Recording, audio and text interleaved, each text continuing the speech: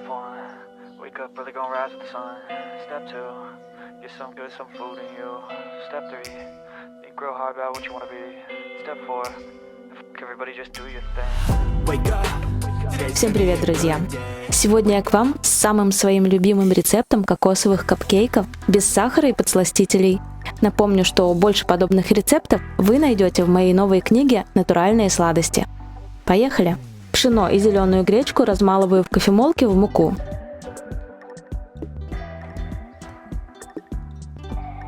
Натуральную кокосовую стружку высокой жирности также измельчаю в кофемолке.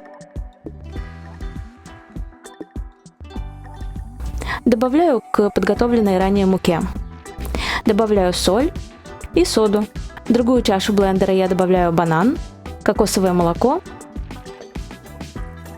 и лимонный сок. Измельчаю до получения гладкой однородной текстуры. Жидкую часть добавляю к сухой и хорошенько все перемешиваю. Вот такое красивое гладкое тесто получается.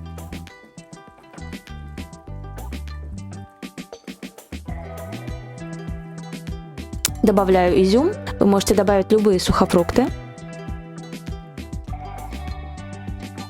И распределяю по силиконовым формочкам для капкейков.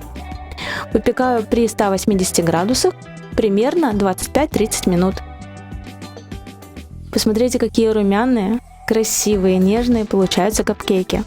Очень вкусные.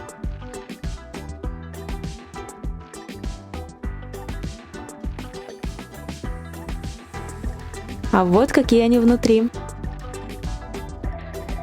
Шикарная текстура. Обязательно пробуйте, очень рекомендую. Надеюсь, этот рецепт вам понравился и оказался полезным. Подписывайтесь, комментируйте, делитесь со своими друзьями, а ссылку на свою книгу «Натуральные сладости» оставлю здесь под видео. Все рецепты в этой книге без использования сахара и подсластителей, только на основе натуральных сухофруктов и фруктов. И, само собой, все рецепты веган, то есть на основе растительных ингредиентов и без глютена. Благодарю за просмотр. До скорых встреч. Пока-пока.